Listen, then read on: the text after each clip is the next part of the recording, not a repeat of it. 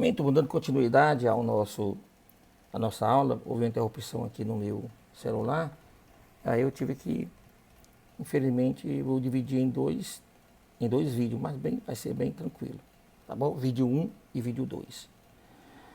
Dando continuidade, né, aos procedimentos, agora, procedimento metodológico. Acho que nós encerramos na fundamentação teórica, passamos agora para os procedimentos metodológicos, tá bom? E aí aqui nós vamos decidir como fazer a pesquisa, com o que fazer a pesquisa, onde fazer a pesquisa, enfim. Lembre-se que eu falei lá no início da aula, né?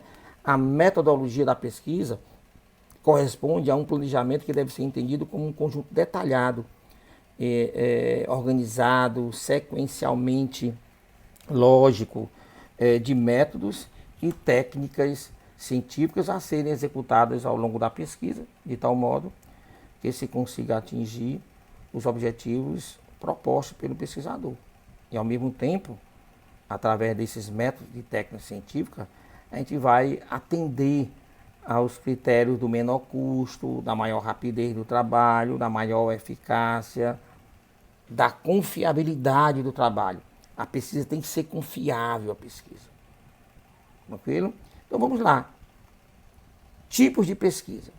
Aí quando a gente fala de tipo de pesquisas, esse tipo de pesquisa, tanto eles podem ser quanto aos objetivos escolhidos, quanto aos procedimentos técnicos. Vamos ver primeiro quanto aos objetivos escolhidos.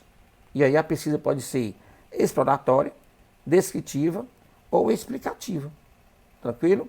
Na pesquisa exploratória, neste caso, tem-se como objetivo primordial proporcionar uma maior familiaridade com o problema, com vista a torná-lo mais explícito. Então, quando eu quero explorar algo, eu quero deixá-lo mais explícito aos leitores, deixar ele mais aberto, mais conhecido. Eu vou só explorar esse fenômeno, tá bom? Geralmente essa pesquisa, ela envolve um levantamento biográfico, entrevistas com pessoas experientes no problema, tá bom? Geralmente assume a forma de uma pesquisa biográfica e estudo de caso. Geralmente, tá bom? Já na pesquisa descritiva, a gente vai buscar mais explorar, não. Nós estamos buscando agora descrever o fenômeno. Então, o objetivo principal desse tipo de pesquisa, a descritiva, é a descrição das características de determinada população ou de um determinado fenômeno. Então, eu escolhi o fenômeno, no nosso caso, assédio moral nas escolas, entre docentes e discentes. Então, a gente ia explorar ali, ou a gente iria descrever esse tipo de fenômeno. Como é que ele acontece, geralmente como é que ele acontece, acontece mais em que fase, em que série, ou ano, em que ano do ensino. Enfim, eu iria descrever as características deste fenômeno. Tranquilo? Geralmente a gente usa pesquisas descritivas para descrever características de um grupo, né, idade, sexo, enfim. Descrever um processo numa organização, descrever um fenômeno em uma instituição. A gente vai somente descrever. Já a pesquisa explicativa, essa na minha opinião, ela deve ser mais apurada, ela é mais delicada. Não é que seja mais difícil, mas ela é mais complexa. Por quê, professor? Porque a preocupação central de uma pesquisa explicativa é identificar os fatores que determinam, que contribuem, que influenciam para a ocorrência do fenômeno. Então eu não quero agora, né, eu não quero explorar o assédio moral na escola, não. E nem quero descrever o assédio moral na escola, não. Eu quero entender o porquê ele acontece nas escolas. Então, nesse caso aí, você vai exigir do pesquisador um aprofundamento no conhecimento dessa realidade. Geralmente, quem opta por uma pesquisa explicativa, sempre tem que trazer ali ao lado ou uma descritiva ou uma exploratória, porque precisa de um aprofundamento. Tranquilo? Mais uma dica. Nós não somos obrigados, nós não estamos adstritos a escolher apenas uma pesquisa dentro da sua classe. Por exemplo, quanto aos objetivos, eu posso escolher não é eu escolher, o meu problema, né, ele me impõe tipos a mais de pesquisa. No nosso caso, por exemplo, do assédio moral na escola, entre docentes e discentes, para eu responder aquele problema que eu coloquei para vocês, necessário que fazer uma pesquisa descritiva e uma explicativa. Tranquilo? Já quanto aos procedimentos técnicos, nós temos uma pesquisa bibliográfica. Essa toda pesquisa tem, tá bom? Ela é desenvolvida com base em material já elaborado, já analisado, quer dizer, constituído principalmente de livros, artigos científicos, teses, dissertações, de pós-graduações na área de atuação do fenômeno a ser estudado. É a pesquisa documental. Essa daqui você vai buscar trabalhar com materiais que ainda não receberam um tratamento analítico.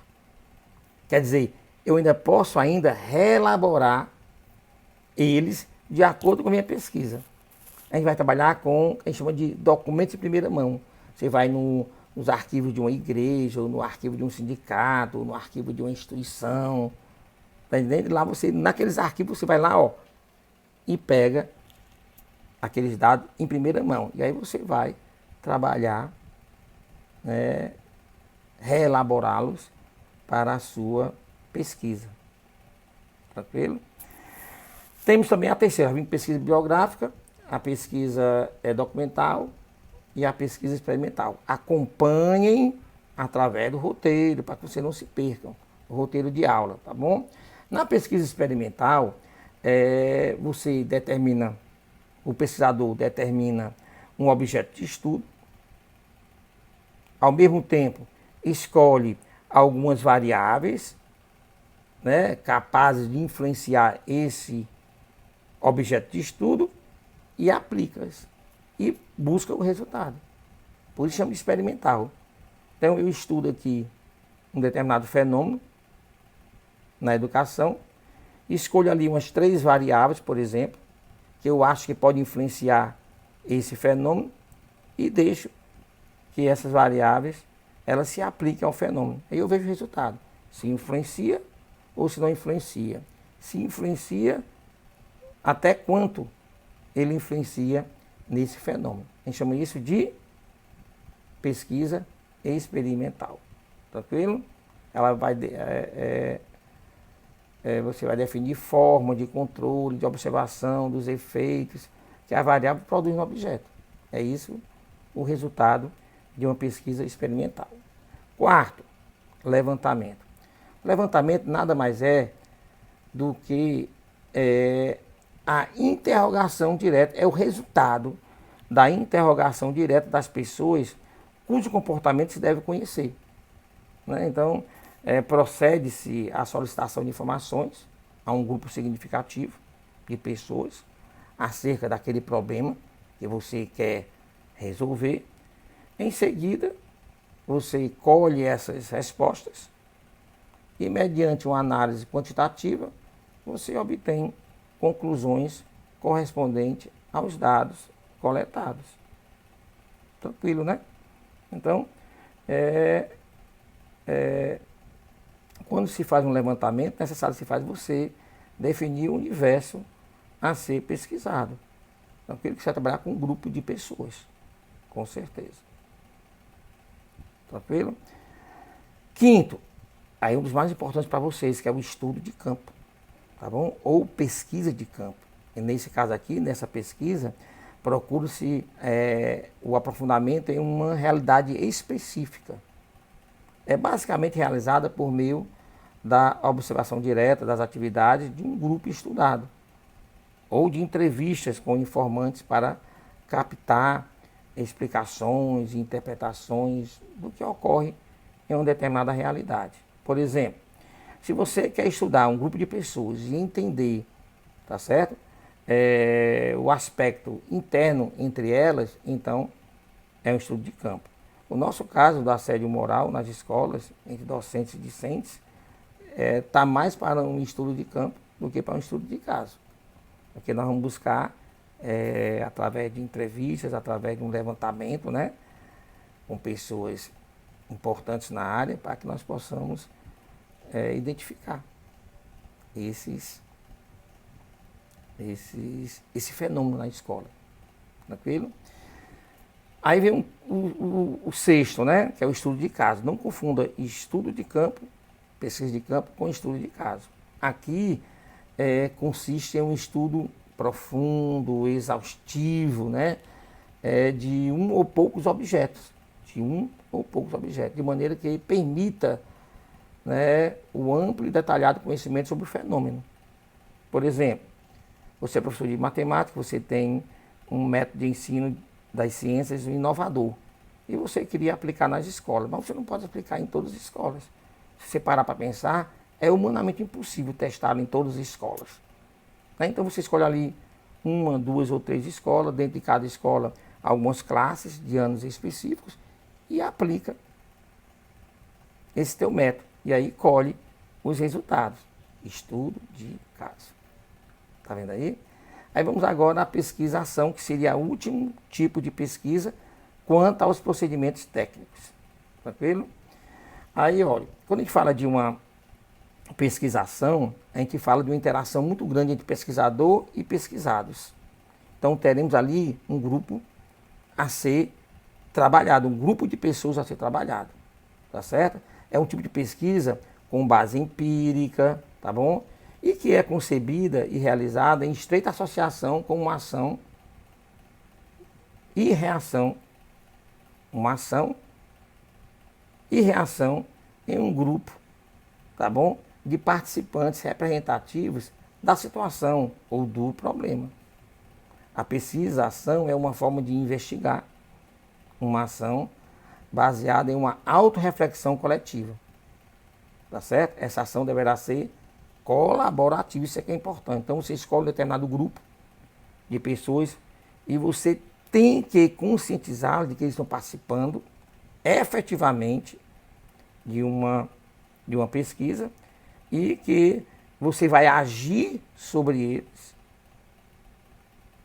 e quer deles essa reação. É um trabalho mais voltado, geralmente, a trabalho científico na área da saúde, geralmente, na área da saúde. Tranquilo? Encerrados os métodos, ou os tipos de pesquisas, passaríamos para os métodos. Professor, qual o método que eu vou escolher, qual o método de pesquisa que eu vou escolher para o meu trabalho? E aí, mais uma vez, eu vou dizer para vocês que o problema é que vai indicar, tá bom? O problema é que vai indicar qual o método que você deve se apoderar na pesquisa, tá bom? Mas o método, ele representa um procedimento racional, tá bom? Ordenado, ele reside no campo da abstratividade, da lógica, quer dizer, o método está voltado à forma de pensar do pesquisador. E vai implicar, implica a utilização da reflexão, da experimentação para proceder, que será procedido durante o decorrer da pesquisa. Enquanto o tipo de pesquisa é algo concreto, o método de pesquisa é algo abstrato. Enquanto o tipo de pesquisa demonstra o fazer, o método de pesquisa demonstra o pensar do pesquisador. Tranquilo? Então, quando a gente vai escolher o método de pesquisa, nós temos método de pesquisas de abordagem e tem método de pesquisa de procedimento. No método de pesquisa de abordagem, nós temos 4 tipos. O método dedutivo, o método indutivo, o método hipotético dedutivo e o método dialético. Tranquilo? No método dedutivo, o pesquisador parte de teorias e leis mais gerais para a ocorrência de fenômenos particulares.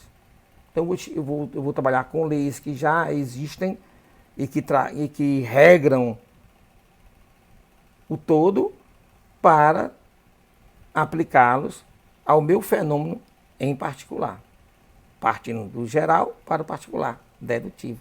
Geralmente nas ciências da natureza nós trabalhamos com o dedutivo. Aí vem o indutivo. O indutivo corresponderia a uma pesquisa, a um estudo, a abordagem dos fenômenos,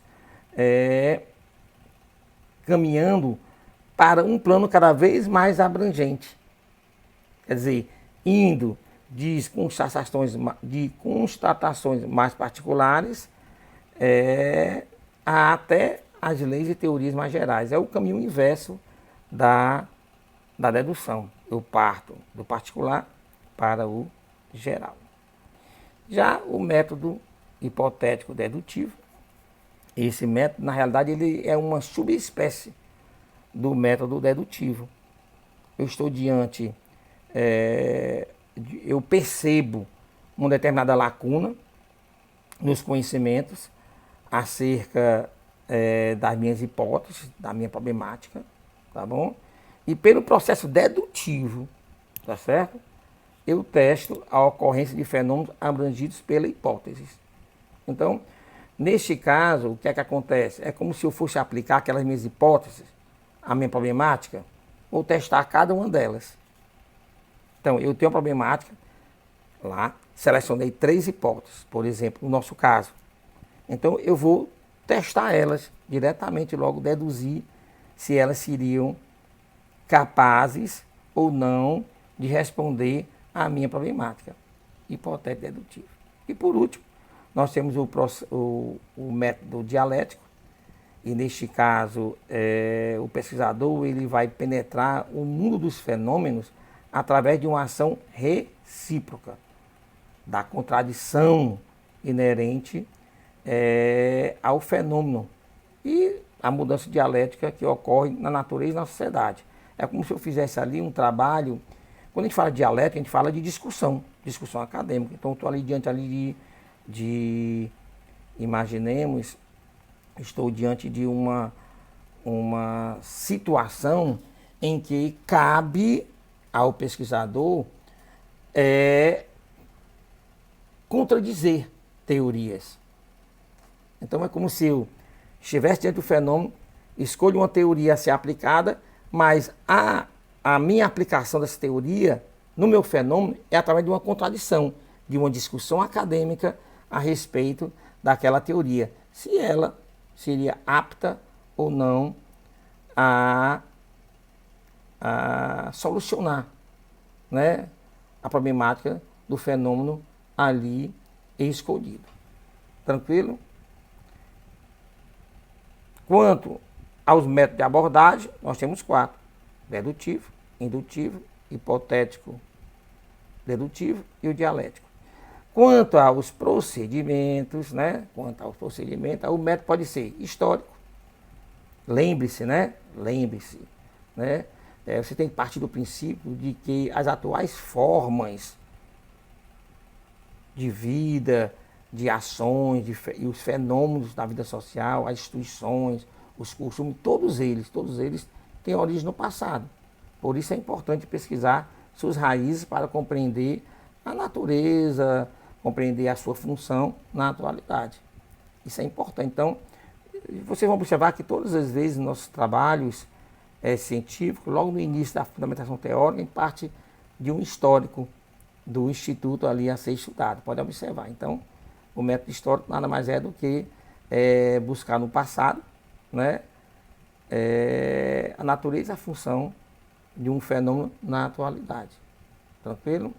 Nós temos o método monográfico, que na realidade corresponde a um estudo sobre um tema específico, tá bom? Ou particular, de suficiente valor representativo e que obedece a uma rigorosa metodologia. Isso é um método monográfico. Ali você vai investigar determinado assunto, não só em sua profundidade, mas em todos os seus ângulos e aspectos, dependendo, obviamente, do fim a que se destina a pesquisa. Já o método comparativo, terceiro método comparativo, consiste em investigar coisas ou fatos, né? E explicá-los segundo suas semelhanças e diferenças. Então, a gente escolhe ali alguns dos nossos fenômenos, o fenômeno a ser escolhido dentro do fenômeno que nós escolhemos para estudar. Pode haver ali algumas coisas, alguns fatos que demonstram algumas semelhanças e algumas diferenças. E em cima disso a gente pode trabalhar. No nosso caso, por exemplo, o assédio moral na escola, né? Nós podemos trabalhar também um fenômeno parecido, com algumas semelhanças e diferenças. Por exemplo, o assédio sexual, o assédio moral, assédio sexual. Dois fenômenos. A gente estuda ali, comparando ali as diferenças e similitudes entre os ambos, tá? Entre eles. Isso é, sim, o método comparativo. O método etnográfico, geralmente se vai trabalhar o etnográfico quando vai trabalhar com um grupo de pessoas, aí busca ali a sua raça, a sua religião, sua cultura, sua língua, aí trabalhando com o método etnográfico. O método estatístico. Quem fizer estudo de caso, estudo de campo, vai trabalhar com o método estatístico. Geralmente trabalha. Geralmente estamos diante de uma pesquisa quantitativa ou uma pesquisa quanti-quali, que a gente chama, né? Quantitativa e qualitativa. Tá bom? Esse método estatístico ele implica em números, percentuais, análise estatística, probabilidade. Então, quase sempre associado à pesquisa quantitativa. Quase sempre. Tranquilo? Enfim, esses seriam os métodos de pesquisas quanto ao procedimento técnico. 5, né? Bibliográfico. O histórico, o monográfico, o comparativo, o etnográfico e o estatístico. Tranquilo? Enfim, esses seriam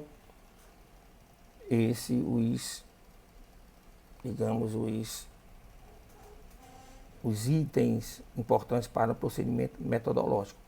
Lembre-se também, acompanhando ainda o nosso roteiro, a delimitação do universo a ser pesquisado, né? Se uma pesquisa for uma pesquisa de campo, tá bom? Ou envolver algum método estatístico, o universo, quer dizer, o tipo de amostragem precisa ser explicado, tá bom? Tem que ser explicado. Não confunda o universo com população, né? O universo ele é um conjunto de fenômenos que apresentam característica comum.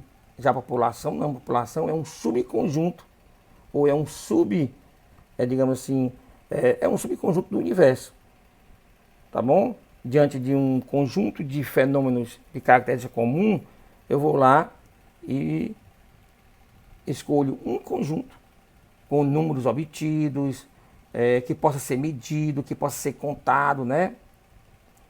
E ali sim vai compor a população. Enquanto o universo ele é maior, né? O fato de ele conter todos os fenômenos com características comuns, a população eu vou escolher só um desses conjuntos que possa ser medido, que possa ser contado. Então, quando a gente fala população, a gente fala em números, tá bom? Então, quando se trabalhar com pesquisa de campo, quando se trabalhar com método estatístico, tem que se definir tanto o universo a ser estudado, como a população. Então, o universo, por exemplo, no nosso caso da assédio moral, então estaremos ali, o nosso universo seria as escolas municipais do município X. Tá bom?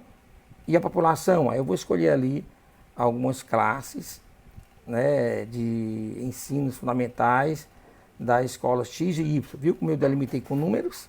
População, tá bom? Então, população, os alunos do ensino fundamental, o 9º ano do ensino fundamental das escolas X e Y. Viu como eu delimitei a população? Tá bom?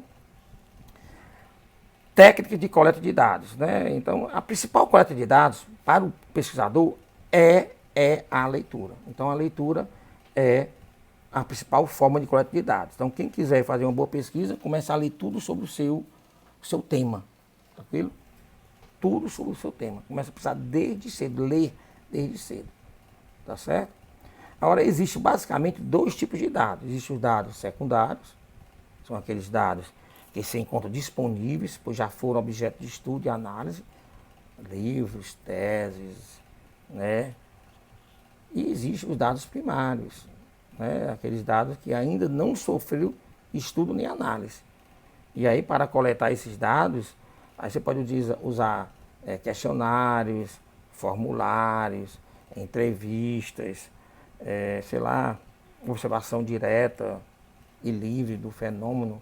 Mas vão ser dados realmente primários. Quer dizer, primários por quê? Porque vão ser os primeiros a serem colhidos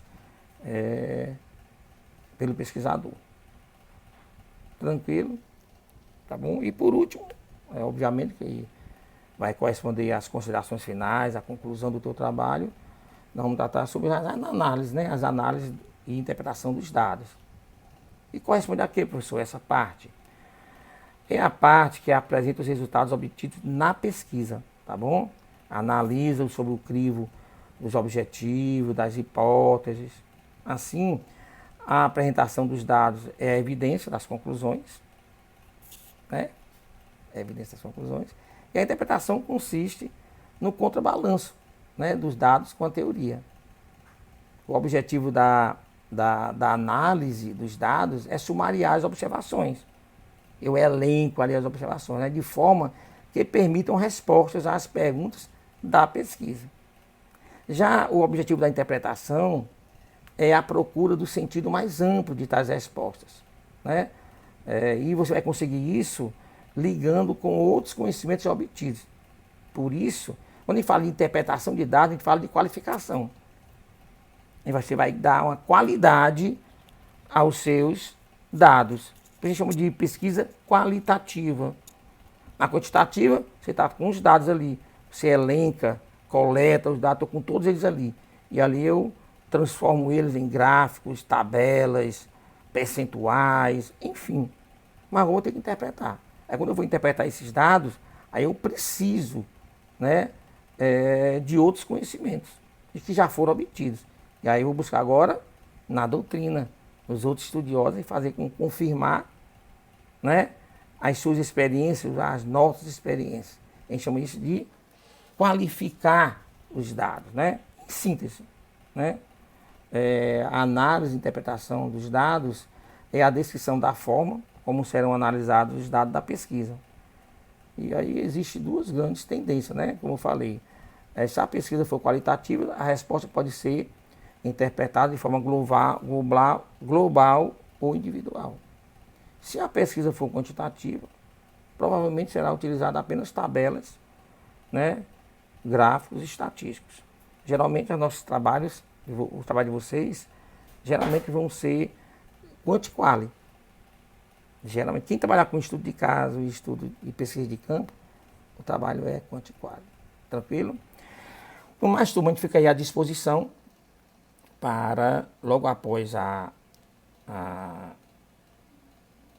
o vídeo, nós estaremos, eu e o professor estamos dispostos a tirar dúvidas de vocês.